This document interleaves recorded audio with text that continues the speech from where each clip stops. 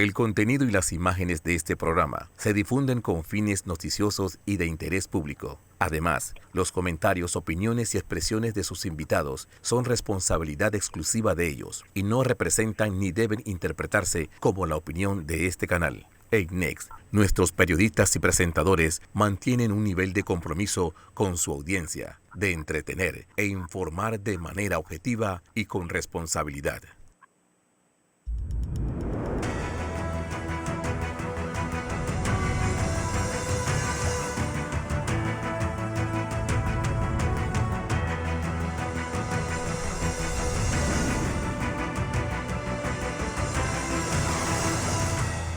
Muy buenos días, Panamá. Hoy es domingo 5 de abril. No debemos olvidar que es domingo de Ramos y ya inicio de la Semana Mayor. Pues y todos los creyentes en una pandemia y una crisis tan profunda como esta, yo creo que es momento de pedir ayuda divina por lo que nos vaya a pasar y sobre todo que tengamos esperanzas que el futuro siempre será mucho mejor que el presente. José Luis Ríos conmigo. Vamos a tener vía Skype al doctor Gay de la Rosa desde los Estados Unidos y a nuestro analista político Guillermo Ruiz. José Luis, una semana donde empezó la entrega del bono solidario, una semana también donde hay esa tensión en la Asamblea. ¿Qué ocurrió pues con este proyecto de ley propuesto por Zulay Rodríguez y que parece que está pues el superintendente de bancos Amaury Castillo como un valladar para que los intereses sean pagados, no así las mensualidades? José Luis. Así es, Fernando, y también que ya muchos hablan de que esto sería una ley inconstitucional por esto de suspender estos pagos de intereses, así que vamos a ver cómo arranca la semana con este tema. También, Fernando, nuevas medidas que implementó el Ejecutivo durante esta semana. Por ejemplo, el salir las mujeres un día específico y los hombres otro día específico, cumpliendo con el horario del último dígito de su número de cédula. También los taxistas entraron en un nuevo decreto que los números pares de su número de placa pares salen a las calles días específicos y los impares también. Lo que se está buscando es que como días como hoy domingo nadie salga a las calles. Vamos a ver el resultado del primer domingo sin taxis en las calles, sin personas en las calles, porque los domingos se ha decretado que todo el mundo en su casa, solamente el personal de salud, el personal que tiene que salir a laborar, seguridad, los medios de comunicación son los únicos que podrán estar en las calles y el que brinda el servicio de transporte público. Así que vamos a esta tarde a la conferencia de prensa a ver cómo fue ese resultado de este primer domingo, todos encerrados prácticamente en esta cuarentena y todo lo que ha evolucionado y los casos cómo van evolucionando también en nuestro país. Así es, como dije, nos acompañan el doctor Gay de la Rosa, como ha estado pues nuestro consultor infectólogo panameño radicado en los Estados Unidos, y nuestro analista político Guillermo Ruiz. Antes quiero empezar contigo, Gay, porque está saliendo una data científica a pasos agigantados y pues la ciencia cada vez más cerca, uno, de test más rápidos y dos, pues esa ansiada búsqueda de la vacuna contra este virus. Bienvenido. Gracias por la invitación, Fernando. Sí, creo que estamos experimentando cambios muy significativos en cuanto a cómo se desarrollan vacunas y cómo se desarrollan compuestos. Por ejemplo, el caso de la hidroxicloroquina y la acitromicina. Esta ha sido aprobada en un tiempo récord por parte de la FDA para que la información esté en el inserto, lo cual básicamente facilita que el médico, por lo menos en Estados Unidos, tenga una base desde el punto de vista de inserto para poder prescribir. Obviamente esto no implica que los médicos no lo podían hacer, lo pueden hacer, pero lo importante es el tiempo que se tomó, eliminando todo el proceso burocrático para que de esta manera la información estuviese en el inserto, parcialmente, pero está. En cuanto a vacunas, vemos una aceleración increíble en cuanto a cómo la FDA va a estar manejando esto. He comentado anteriormente que históricamente los estudios animales en primates no humanos y estudios humanos se hacían en fases. Hoy en día esto se está uniendo y la FDA está permitiendo que estos estudios ocurran en paralelo.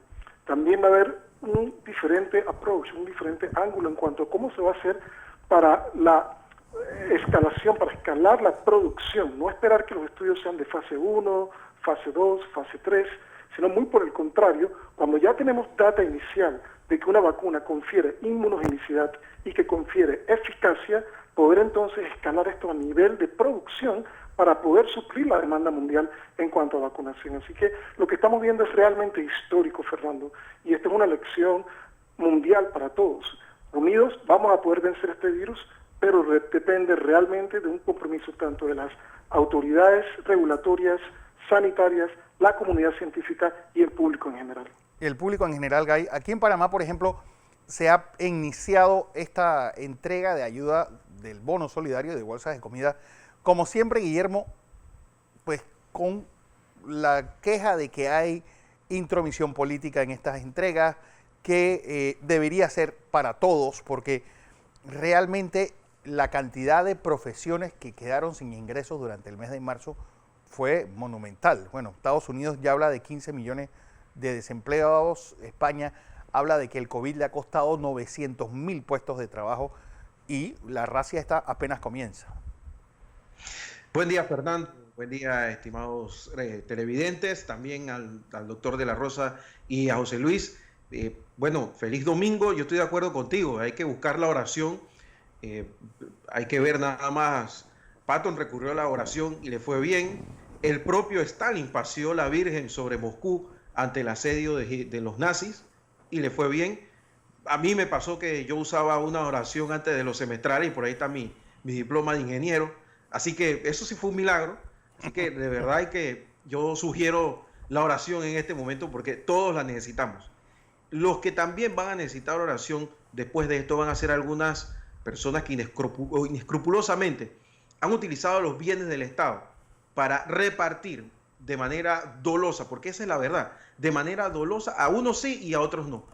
Por suerte tengo entendido que no son los más, digamos que son los menos, pero eso es parte de un sistema populista que se ha instalado en nuestro país desde hace muchos años y no ha habido forma de combatirlo, y los políticos siempre se quejan de él en las elecciones, y cuando llegan a tomar el poder político, lo primero que hacen es recurrir a eso. Hay mecanismos que ya se han implementado muy bien en otras ocasiones y nosotros tenemos, de hecho, la idea de protección civil y la idea de tener una policía nacional civil era precisamente que pudieran utilizar estos mecanismos en estas necesidades. Pero ¿qué hemos visto? Que se ha recurrido a los representantes de corregimientos y a algunos alcaldes que ni tienen la infraestructura, que ni saben cómo hacerlo, y en muchas ocasiones, que en casi todas, no conocen a los habitantes de su corregimiento. Algunos han pasado a pedirle el voto en alguna elección, y más allá de eso, más nada, o por lo menos conocen a sus copartidarios. Esa es una conducta que se debe erradicar, dada la gravedad de la situación. El 40% de los panameños no cotiza en la seguridad social, y esos son los que viven del día a día. Esa gente es la que fía en el chino, esa es la gente que hace la fila en el metro para pagar cada vez que entra y sale. Entonces hay que ser conscientes de esa realidad y pedirle a la gente que no vaya a un supermercado, que no vaya a comprar un día sí y otro también. Ante esa realidad es una falacia. Entonces estas bolsas tienen que funcionar para permitir que los panameños no tengan que salir de su casa y puedan mantener por lo menos una cuarentena o una semana. Pero si esto no es eficaz, lo que va a terminar sucediendo es lo que vimos, que la gente sigue saliendo un día sí y otro también, utilizando los mecanismos que hay, y no va a ser nunca efectiva esta situación, que más adelante pues te contaré políticamente los costos que ya hay algunos países, algunos gobiernos que saben que les van a pasar factura muy pronto. Bueno, Guillermo, antes, Gay, porque hay algo que a nosotros, sobre todo los que vemos los Estados Unidos con todo ese poder económico, ¿qué pasó en California que no hicieron en Nueva York para tener esa desproporción de casos, incluso de fallecidos, un estado y otro? Yo pienso que la situación de California y la de Nueva York son similares, pero también son distintas en ciertos puntos. Nueva York es realmente el producto, de hecho, de la ciudad que tiene grandes cantidades de vuelos de personas que viajan y personas que salen de Nueva York. Es realmente la ciudad con el movimiento en cuanto a aeropuertos más importante de todos los Estados Unidos. La situación geográfica y la conexión a nivel mundial, el hecho de que es el eje económico de Estados Unidos convierte a la ciudad de Nueva York realmente en un punto preciso para sufrir de esta pandemia, en este caso de la epidemia en Estados Unidos. Se suma también el hecho de que Nueva York, por las características demográficas, es una ciudad con una gran densidad poblacional, con un gran número de personas que viven en la isla de Manhattan, pero también en los otros 4 boroughs. O sea, la concentración demográfica en la ciudad es simplemente una diametral opuesta posición con respecto a lo que sucede en California. Los dos estados, tanto el estado de Nueva York como el estado de California, establecieron reglas tempranamente, entre comillas, en cuanto a lo que era cerrar comercios, cerrar todo este tipo de lugares que no son realmente necesarios para el funcionamiento de la ciudad. Sin embargo, ahí está la similitud. No se hizo con la rapidez que se debió haber hecho. Entonces, hoy en día yo pienso que Nueva York, por su posición geográfica, por el hecho de que es eje económico de Estados Unidos, por el gran número de vuelos que salen y entran de Estados Unidos, particularmente de los aeropuertos JFK, de La Guardia, esto convierte a la ciudad en un punto, en un blanco perfecto para la expansión del virus. Así que la situación de Nueva York yo pienso que es simplemente un extremo. California, gracias a Dios, no tiene las características que tiene Nueva York y esto la coloca en una situación un tanto distinta. Lo que vamos a ver en Nueva York es simplemente una catástrofe desde el punto de vista humanitario, porque sabemos las condiciones en las que la ciudad está operando, a pesar de que el barco del US Navy está ya anclado en el área, sabemos que esto no va a ser suficiente.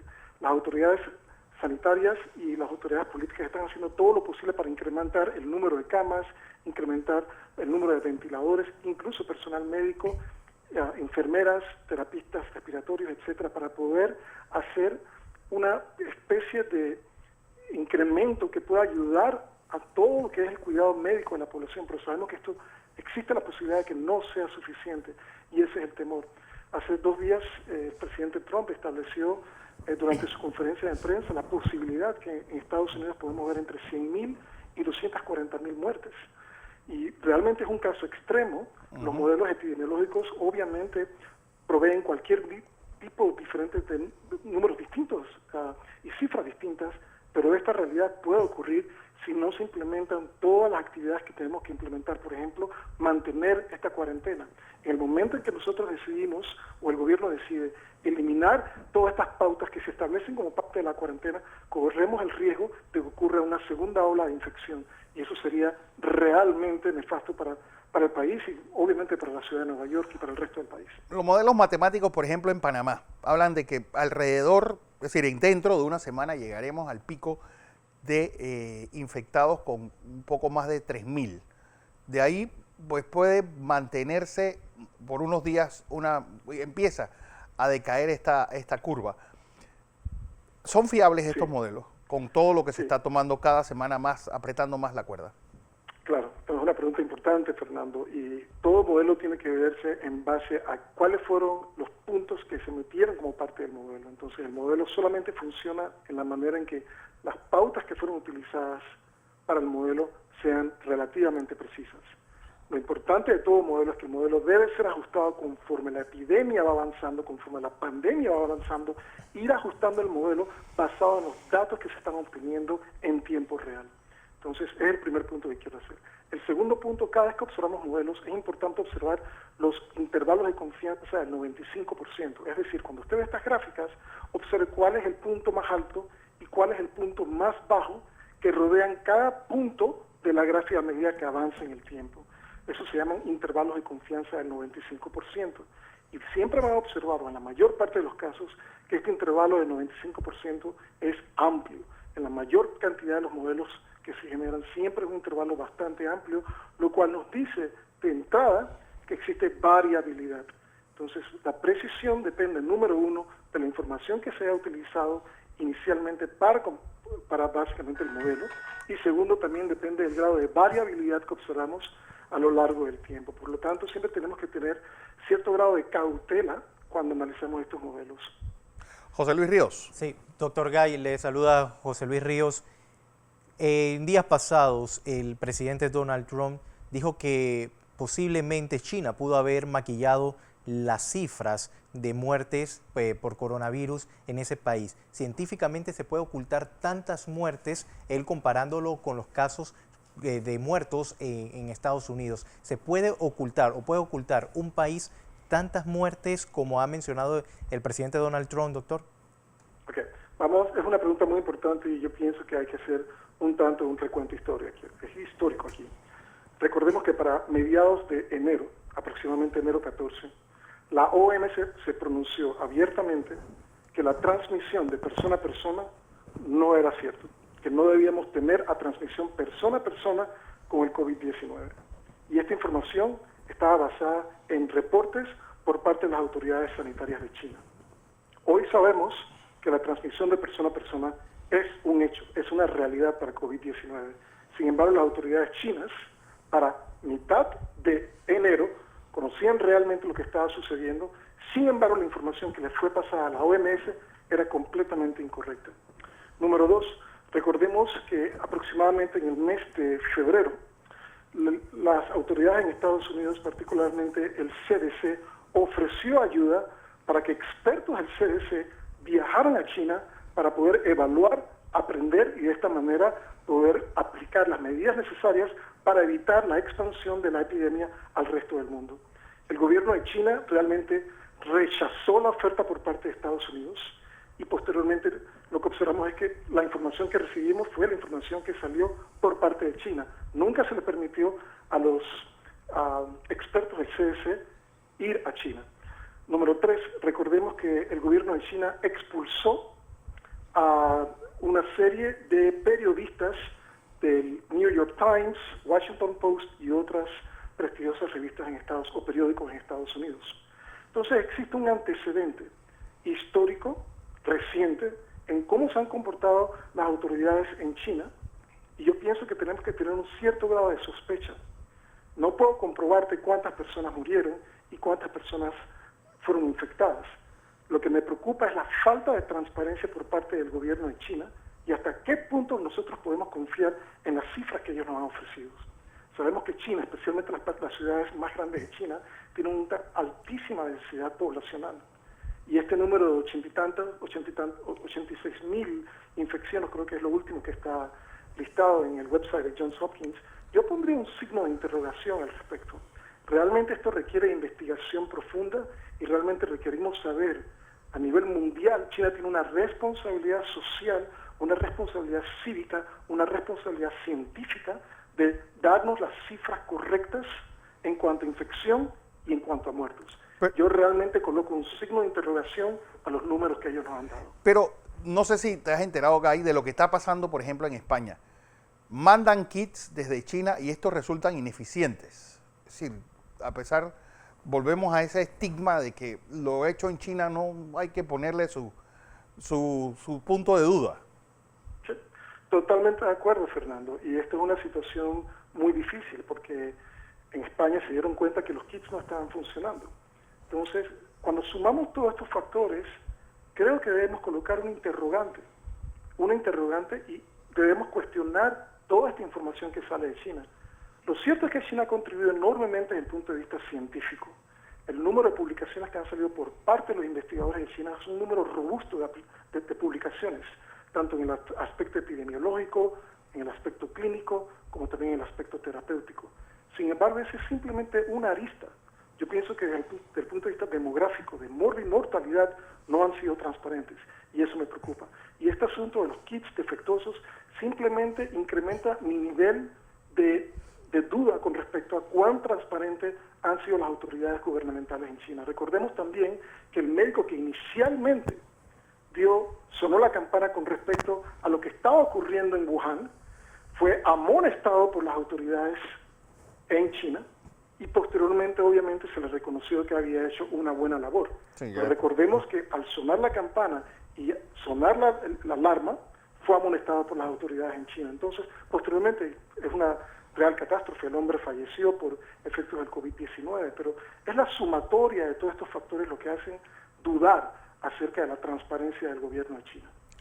Memo, esto obviamente va a cambiar mucho las relaciones políticas y sobre todo, yo creo que como estábamos hablando el fin de semana pasado, vamos a ver un mundo muy distinto cuando todo esto pase. Y yo el jueves, por ejemplo, hablaba con el ingeniero Blandón diciéndole de que algún trauma tan grande como lo fue la revolución industrial creó el liberalismo, creó el comunismo, la Primera Guerra Mundial, la pandemia y la crisis económica crearon el comunismo, crearon el fascismo. Es decir, ¿qué se está fraguando en ese cuarto oscuro, en esa sala de parto de la política mundial? Bueno, ha quedado descartada la famosa teoría de la conspiración de que China utilizó este virus para apoderarse del mundo. Yo estoy de acuerdo 100% con lo que dice el doctor Guy de la Rosa. Hackers de Corea del Sur han llegado han tenido la información de que solo en Wuhan el gobierno chino ha desconectado entre 20.000 y 40.000 líneas de celular porque no hay quien las use. Entonces ya tú te imaginas dónde están. Estamos hablando de unos números que no reflejan en nada el número que están dando. Y solamente eso en Wuhan. No estamos hablando de la provincia, que ellos cerraron completamente. Sí. Y no estamos hablando del país, al cual, por cierto, esta misma semana, una de los médicos que estaban en el equipo del doctor del que hablaba el doctor de la Rosa, desapareció. No hay rastro de ella, lo cual quiere decir que el gobierno chino insiste en ocultar información que es valiosa para Occidente en este momento. ¿Por qué estoy diciendo esto? Porque se va a desmoronar el mito económico chino, donde, y lo habíamos comentado anteriormente en otros programas, donde hay como una especie de contubernio entre digamos que la población china, que ha llegado a la conclusión de que, bueno, vive bien, pero los tratan tiránicamente, pues está bien. Y internacionalmente, los gobiernos han decidido darle la espalda a la lucha contra los derechos, o porque se implementen los derechos humanos en China, y mientras que fuera un socio comercial válido, no hay problema. Eso va a cambiar radicalmente, porque los propios pueblos le van a pedir a los chinos que sean más transparentes, y eso no va a suceder tan fácilmente en China. Y si venimos hacia Occidente, ya vemos cómo gobiernos han evidenciado su inutilidad como gestores, ya no de la cosa pública, que ya lo estaban demostrando, sino también como gestores de esta crisis. A algunos se les ha escapado. ¿Y cuál ha sido la característica de todos? Mentir en la información que dan, de la cual se han hecho cómplices incluso algunos de sus funcionarios de salud, y otros han decidido no hacerlo. Vemos el caso de Ecuador, donde la ministra de Salud renunció. Entonces, cuando tú ves que eso pasa, o vemos en El Salvador, cuando el señor de charlatán que dirige ese país destituye a su ministro de Salubridad. Entonces ahí tú te das cuenta de que esto se ha convertido en un sálvese quien pueda. Y es verdad, yo creo mucho lo que dice Bill Gates, de que la normalidad no va a llegar tan rápido, y lo que dice el doctor también, lo de la vacuna va a demorar un poco, y lo del tratamiento, él sabe más que yo de eso, pero está próximo. Entonces nuestro comportamiento va a tener que irse adaptando a las nuevas normas. Pero, como ha pasado en la historia, los pueblos van a pasarle factura a nuestros gobernantes y al sistema político, que cambió tras la peste negra, cambió tras la pandemia del principio del siglo X, y ha cambiado también tras la pandemia del 18 y las guerras mundiales. ¿Qué puede venir? Puede venir un retorno a una seguridad nacional ahora manejada por organismos cibernéticos, donde los ejércitos han demostrado no servir para absolutamente nada.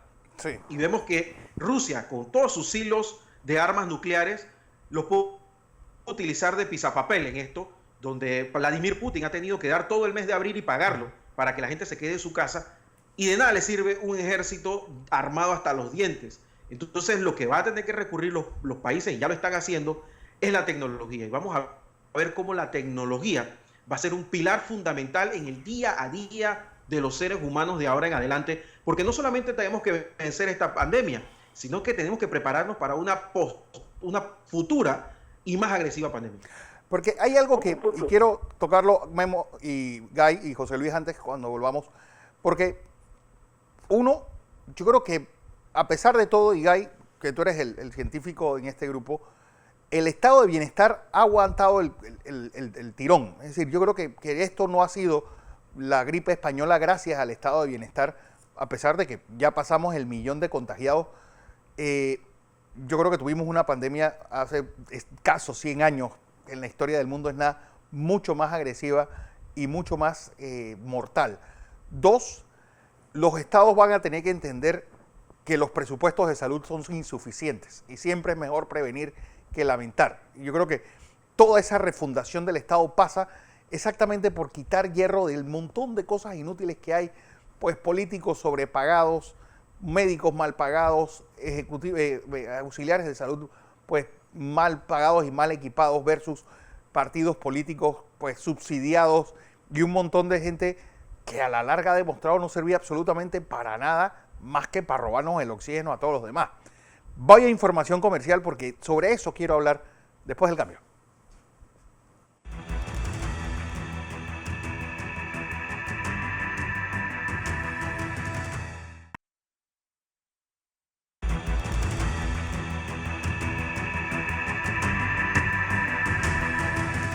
Seguimos en la presentación de Entre Líneas. Hoy es domingo 5 de abril. José Luis Ríos.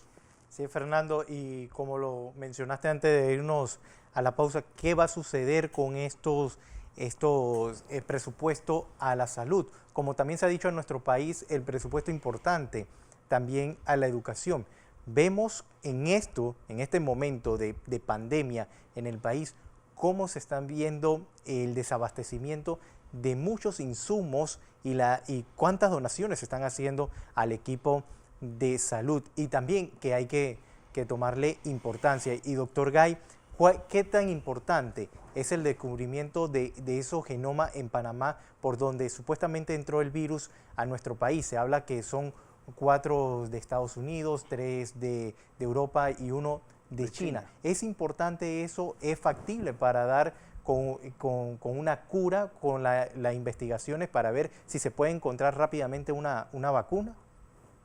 Los resultados que han emergido por parte del Instituto Conmemorativo Gorgas son extremadamente importantes. Y yo quisiera tomar esta pequeña pausa para aplaudir el trabajo en cuanto a investigación que hace todo el personal del Instituto Conmemorativo Gorgas. Realmente importante, no solamente es un paso importante desde el punto de vista de país, desde el punto de vista científico, sino a nivel regional y a nivel mundial. La razón por la que traigo esta colación es porque las secuencias que son publicadas por el grupo del Gorgas son secuencias que posteriormente son utilizadas en una base de datos mundiales para analizar los diferentes genomas de los diferentes virus que circulan a nivel mundial. Esta información ya fue utilizada, de hecho, y hoy sabemos que existen 8 tipos distintos del coronavirus que circulan en distintos puntos geográficos del mundo. Esta información es importante desde ese punto de vista. Sabemos también que ciertas estructuras del virus son conservadas, pero existen ciertas estructuras del virus que pueden mutar con respecto al tiempo. Entonces, el conocimiento preciso de cuáles son las áreas conservadas, cuáles son las áreas que mutan, también es extremadamente importante desde el punto de vista terapéutico, también desde el punto de vista de vacunas. Entonces, es un paso muy importante. Yo quisiera ahondar en esto porque históricamente las áreas en donde no invertimos de la manera necesaria es educación y salud. Yo entiendo que Panamá tiene un presupuesto elevado en cuanto a salud, pero se hace imperativo invertir en las áreas de investigación. Generalmente son los países desarrollados, Estados Unidos, Europa y ciertos países de Asia, que invierten grandes cantidades de dinero en cuanto a lo que es la investigación. Pero eso es realmente algo que debemos corregir, porque la investigación tiene que salir de nuestros países en vías de desarrollo. Hay muchas cosas en las que nosotros podemos investigar y ser de esta manera pioneros en lo que hacemos. Pero esto requiere una inversión en cuanto a educación, una inversión en cuanto a infraestructura, una inversión en cuanto a materiales, en cuanto a máquinas. Realmente es un esfuerzo colectivo, pero esto tiene que salir bajo un espíritu político y un espíritu científico que se unan y puedan promover este tipo de acciones. Otro punto que quería llegar con respecto a las estructuras del virus y al genoma del virus. Para poder crear una vacuna eficiente se hace importante conocer la estructura del virus y conocer básicamente cuáles son los puntos que generan inmunogenicidad. Es decir, la vacuna generalmente busca ciertas áreas que generan, una vez que la vacuna es administrada al individuo, que generan la respuesta inmune, que posteriormente confiere protección. Entonces, todo esto tiene que ser basado en un análisis exhaustivo del virus, de su estructura, de su genoma, etcétera, etcétera. Por eso es que este tipo de información es importantísima. Y nuevamente un aplauso a los colegas del Instituto Conmemorativo Gorgas por el excelente trabajo. Guillermo, ¿qué debes presentar? Se ha notado que, y lo vuelvo y repito, yo creo que esto no ha sido no va a ser la gran pandemia como la de hace 100 años, gracias a un estado de bienestar que ha funcionado. Al final es un invento de 80 años para acá, pero que a pesar de todo lo que se le ha dicho, todo lo que se ha reducido, en este momento el mundo está plantándole cara al virus gracias a él. Así es, pero también ha demostrado que tiene que ir casado con niveles bajos de corrupción y altos de transparencia.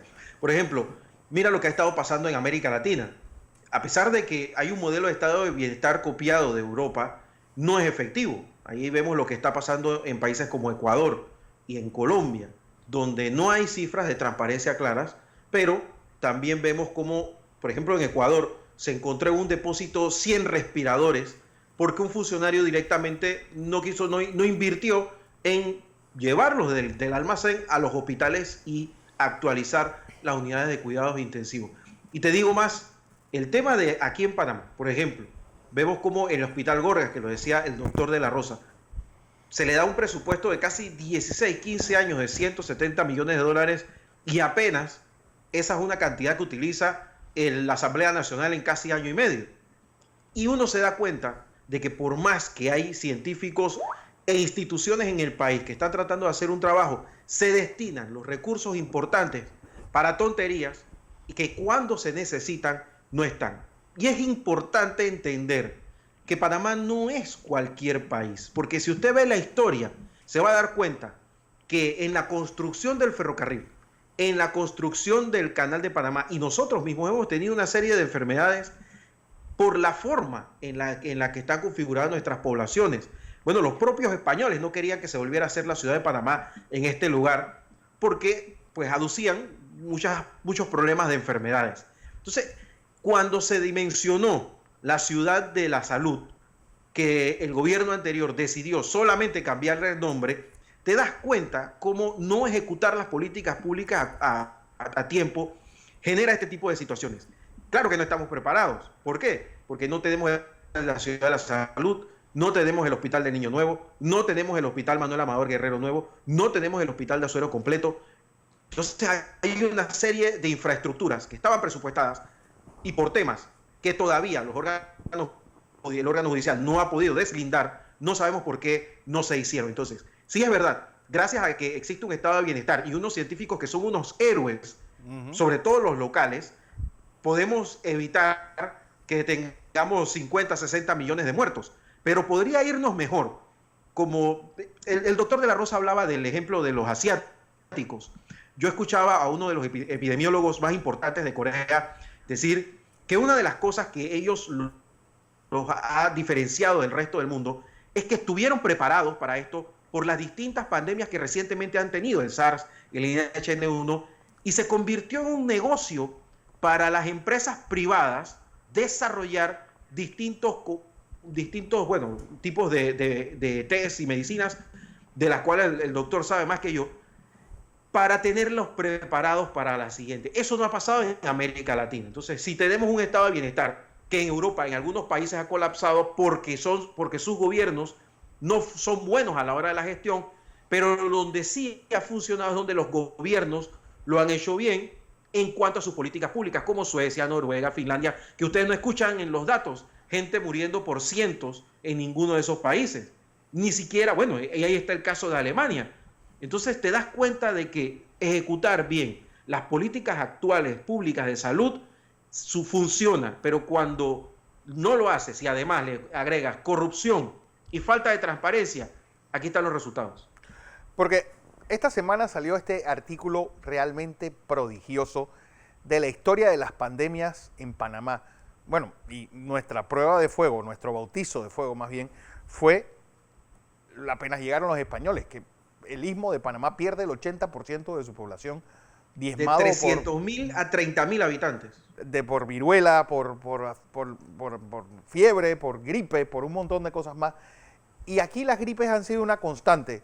Gay, tú eres infectólogo Y yo creo que si hay un país que tenía o tiene pues el acervo y todas las armas para luchar contra una pandemia, porque ha estado permanentemente luchando con ella, es Panamá. Sí, por supuesto. Yo pienso que múltiples factores, la posición geográfica, el hecho de que Panamá hoy en día es un hub a nivel internacional. Personas que viajan para Panamá, personas que salen fuera de Panamá, pero posteriormente regresan a Panamá, obviamente por la posición geográfica, por el tránsito marítimo que tenemos, simplemente por el hecho de que somos un punto céntrico de comercio, de circulación a nivel mundial, nos coloca en una situación completamente distinta al resto de los países centroamericanos y latinoamericanos. El punto al que quiero llegar es, por esta misma situación geográfica, por esta misma situación económica, es donde más cuidado debemos tener e invertir. Lo que hemos visto hoy en día es simplemente el principio. Esto, la explosión demográfica, el hecho de que estamos invadiendo ecosistemas en donde no deberíamos estar en principio, obviamente coloca a los humanos en una posición de desventaja. Los ejemplos claros que vemos hoy es la tercera zoonosis de coronavirus en 20 años. Entonces, hay una serie de factores que explican esto, pero yo pienso que estamos viendo simplemente el inicio de posibles pandemias en el futuro. O sea, este es un llamado a la comunidad mundial, que de ahora en adelante debemos hacer énfasis en lo que es infraestructura, inversión e investigación. Lo que hemos visto en Estados Unidos hoy en día es realmente impresionante.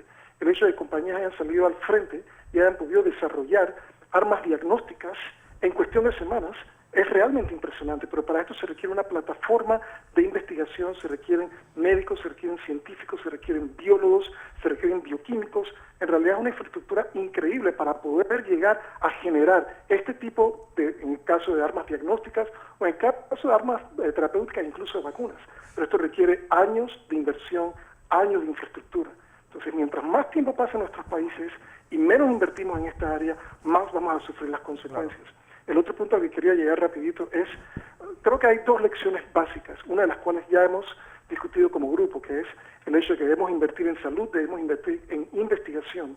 El otro punto es este sistema centralizado de producción, en donde China se ha convertido en el gran productor del mundo en realidad, y países que históricamente producían lo que consumíamos a nivel del mundo, como es el caso de Estados Unidos, eso ya se ha visto reducido, al punto de que Estados Unidos ni siquiera puede suplir la demanda de máscaras y de equipo de protección personal por el simple hecho de que no tenemos la capacidad de producción dentro de Estados Unidos. La dependencia a un sistema centralizado de producción y a un sistema centralizado de distribución tiene que cambiar y en mi opinión va a cambiar, porque otras pandemias no las podemos manejar de la manera que hemos tenido que manejar esto.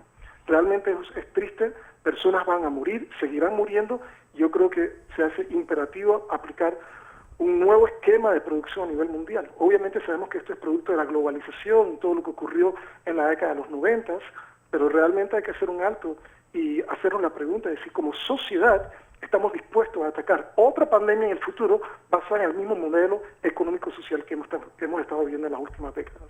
José Luis. Sí, y ahí viene, Memo, la importancia también de no solamente invertir en el presupuesto de la salud, sino también en la educación, porque si nos vamos a la Universidad Nacional, ¿cómo está la Facultad de Medicinas?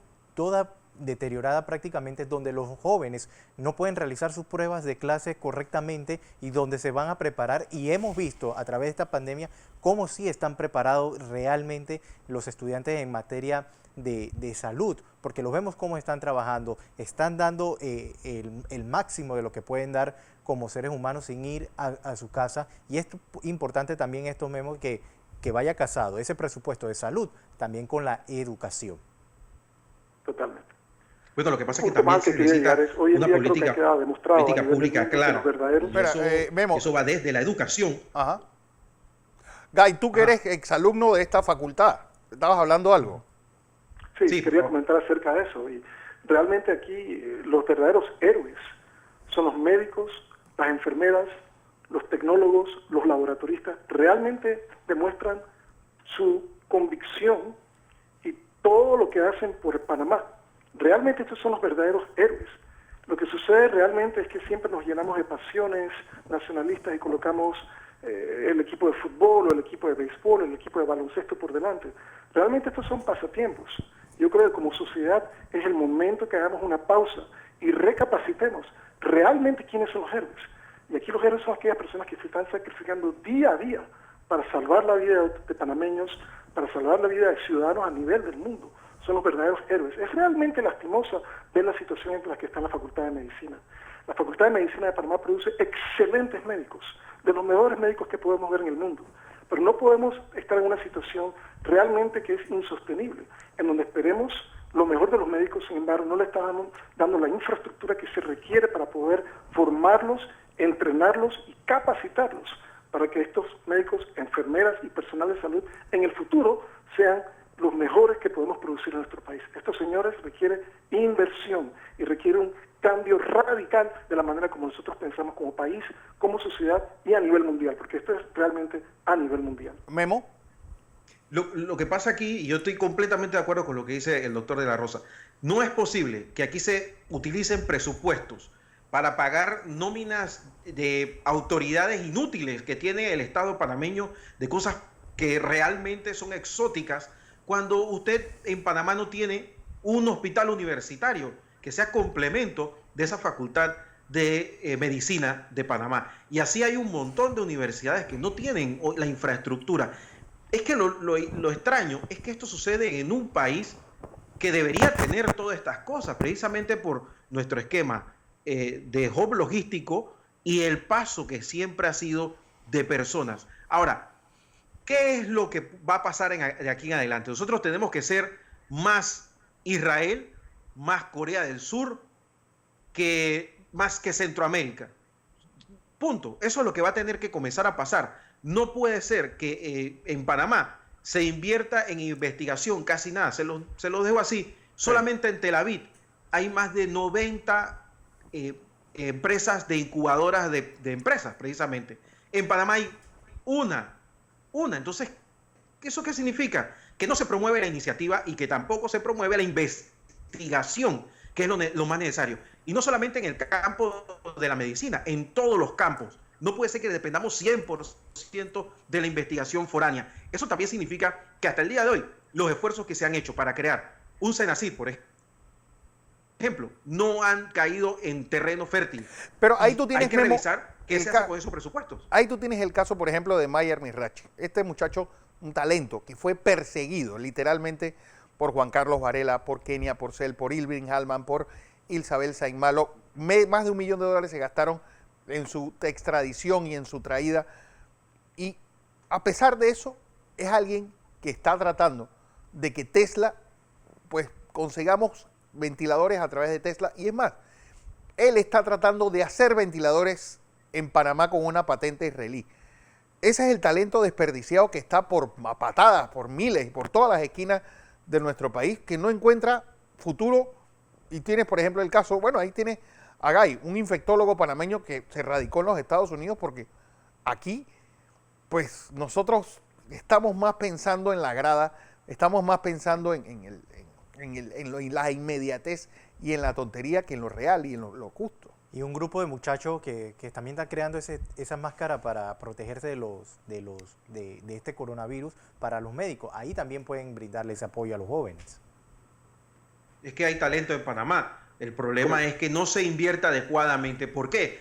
Por las pequeñeces partidistas. Esa es la verdad. Ahora nos está costando en vidas humanas. Sí. Pero, ¿cuándo vamos a aprender? Es que ese es el punto. Lo que pasa es que no podemos seguir cantando bonito, ay, todos somos Panamá. Hay que aprender sobre la marcha. No vamos a esperar a que esto pase. Porque si no, siempre va a pasar lo que siempre sucede.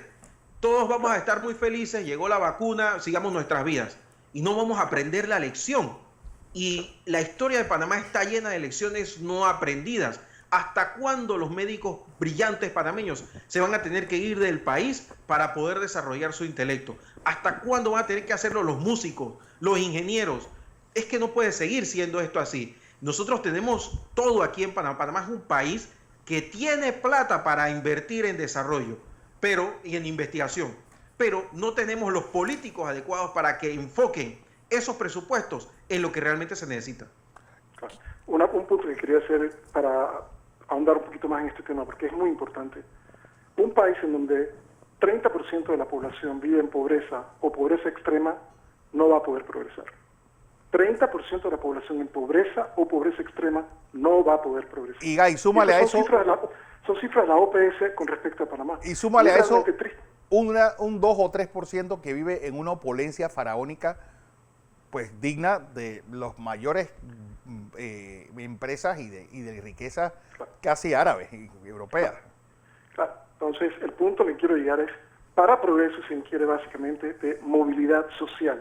Es decir, que una persona, una madre soltera que tiene un hijo de 5 o 6 años, que pueda devengar el salario suficiente para que ella pueda proveerle a su hijo la mejor educación posible dentro de un sistema que fomente ese crecimiento individual, dentro de un sistema que fomente ese crecimiento social.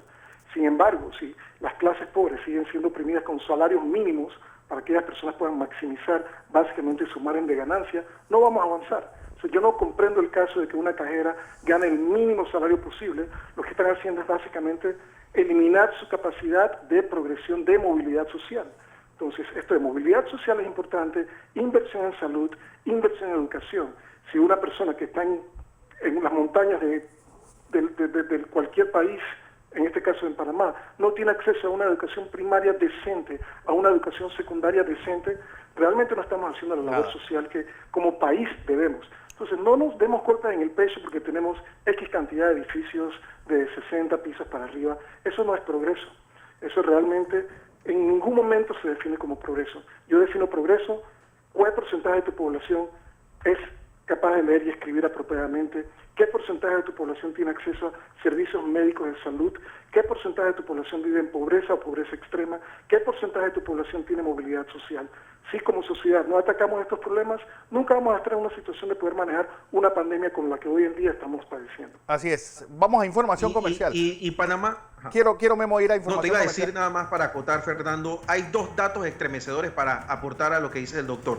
Uno, un país donde 90,000 familias no tienen energía eléctrica, y un país donde la mitad de los distritos no tienen acueducto, no tiene posibilidades de ir adelante. Uruguay factura al 100% de la población. Nosotros no le facturamos a 300,000 personas. Así no se va a poder. Así es. Voy a información comercial. Cuando regresemos, pues, ¿qué nos espera en esta Semana Santa? ¿Servirá la tregua de Semana Santa para, pues, todavía hacer esta cuarentena más rígida y obviamente eso en beneficio de que no siga expandiéndose? Quiero también, Memo, tocar lo de Venezuela, porque pues vientos de guerra suenan entre Venezuela y Estados Unidos, y hasta qué punto puede el pueblo venezolano seguir en ese vaivén en el que, y ese sin vivir en el que vive. Pues el cambio.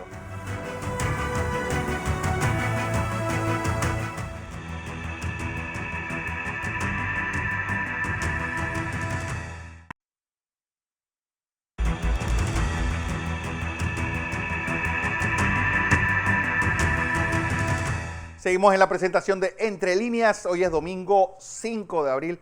José, viene la Semana Santa. Todavía va a ser más claustrofóbico el encierro.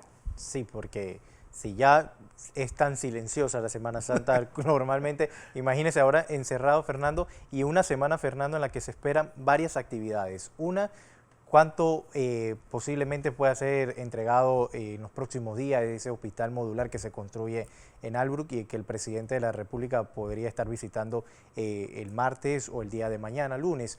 También inicia el pago a los jubilados nuevamente, donde vamos a ver a los adultos mayores en las calles nuevamente porque no han querido algunos abrir unas cuentas bancarias y para ellos también se le ha puesto día. Una semana, Fernando, muy importante también para el tema de salud porque van a ir aumentando principalmente estos casos de positivos al COVID-19 y cómo vamos a ver en esta segunda semana que entramos cómo ha ayudado esta cuarentena, que yo la he denominado de género, no absoluta, total, porque absoluta es que nadie salgamos a las calles, ¿no? Así que una cuarentena de género están cumpliendo realmente las personas porque ya tienen que tomar conciencia porque esto es bastante serio, bastante grave y ver cuál es la decisión, Fernando, esta semana también que el presidente de la República, Laurentino Cortizo, tiene que tomar esa decisión que anunció en días pasados donde los funcionarios que ganen un salario de 1,000 hacia adelante van a tener que donar al Fondo Solidario de Panamá, pero que ya muchos han dicho que esto no se puede hacer, porque muchos tienen ese salario ya comprometido, y de qué manera va a hacer esas excepciones. Todo eso es lo que nos va a esperar esta Semana Santa. Bueno, dos cosas, Guy, nos va a servir todavía más este encierro obligatorio de Semana Santa. Ya sean, pues ya la Iglesia Católica y las diferentes iglesias cristianas han dicho que va a estar, pues no van a haber los actos tradicionales, lo que implica es que va a haber un encierro sobre otro encierro. Yo quiero hacer un llamado a la comunidad y a la sociedad en Panamá. Estas 2 semanas que vienen son absolutamente críticas, porque lo que vamos a hacer hoy se va a reflejar en 2 semanas posteriores. Recordemos, el periodo de incubación de la infección por este coronavirus es entre 2 y 14 días. Es decir, que si aplicamos las reglas y las ejecutamos como individuos, como sociedad, y evitamos todas estas aglomeraciones, evitamos salir a menos que sea por razones estrictamente necesarias, aplicamos el distanciamiento social, hacemos el lavado de las manos, aislamos a aquellas personas que están enfermas, colocamos las máscaras si es que la persona tiene acceso a ellas. Si aplicamos estas reglas de manera consistente, de manera precisa, vamos a ver una caída en la curva del número de casos y de defunciones. Es importante, estas 2 semanas van a ser críticas. En Estados Unidos, el último modelo que viene de la Universidad de Washington estima que el pico de los casos en Estados Unidos va a variar, pero en realidad se va a ver entre la 2ª y la 3ª semana de abril. Si esto es así, es simplemente el reflejo de las políticas que se tomaron hace 2 semanas atrás. Entonces, recordemos, lo que hacemos hoy va a tener impacto en lo que vamos a observar en 1 o 2 semanas posteriores. Absolutamente crítico que mantengamos ese encierro, que mantengamos todas estas medidas, estas pautas de encierro para poder ser exitosos. Este virus lo vamos a vencer siempre y cuando, como individuo, como grupo y como sociedad, hagamos lo que tenemos que hacer. Memo, Venezuela, ¿qué debe pasar en esta puesta en escena ahora, pues, hecha por el presidente Trump de mandar una flotilla a las costas caribeñas frente a las Antillas Menores? Sí, lo que pasa es que Donald Trump necesita verse, recordemos que él es el rey del impacto. Él necesita ver algo positivo en medio de todas las recriminaciones que se le van a hacer por haber reaccionado mal y tarde ante la pandemia del coronavirus. No veo una invasión a Venezuela. Yo creo que la idea de Donald Trump es poner esta pequeña flotilla de buques en las costas venezolanas para empujar a miembros del ejército venezolano de mediana graduación e incluso a miembros del propio partido de Nicolás Maduro a removerlo y negociar algún tipo de entrega de él y de su cúpula, que es lo que está buscando ahora el gobierno de Estados Unidos, y trasladar esa buena noticia entonces al escenario mediático norteamericano, buscando precisamente esas 2 semanas en las cuales la pandemia pues va a ser noticia fuertemente en Estados Unidos. Eso es lo que él está buscando. Pero yo descarto completamente una invasión en este momento, y le salió el número a Nicolás Maduro ahora. Así que vamos a ver, si no se ha extendido hasta tan abajo la podredumbre dentro del ejército venezolano, podríamos ver que pase algo.